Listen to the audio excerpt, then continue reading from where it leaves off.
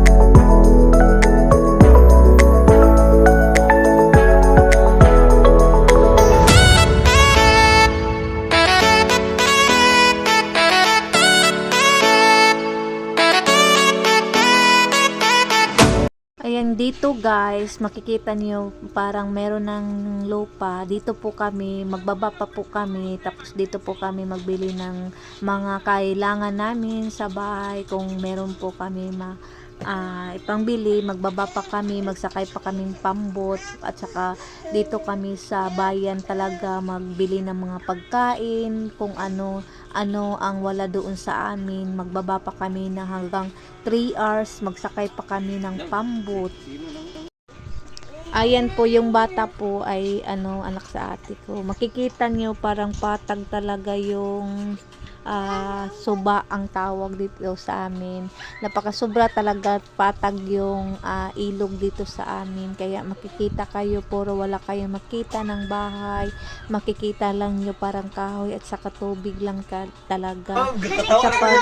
Dito sa amin guys, wala kami, pag malakas talaga ang tubig, wala kami kuryente. Anong ginagamit namin parang yung lagyan lang namin ang buti ng krudo at saka lagyan namin ng papel at saka yun po ang ginagamit namin araw-araw ng pag gabi na. Yan po ang mga mangod ko, sobra talaga nila mga kulit at saka yung bata ko at saka anak sa mama ko. Ayun, kulit-kulitan nila. Minsan lang parang kami nakauyan si mama, si papa at saka yung lalaki ko, kapitbahay ko. Kasi madami yung bata, natatawat na sila pag yung mga bata maglaro. Iyan talaga guys, pag gabi na kahit madilim, malas, lula pa rin. Gaya na. Kami na! Oh. Ses? Oh. Gaya na sila na. Gaya na. Bakod. Sige, Win. Pakusog, Win. Hod. Aba.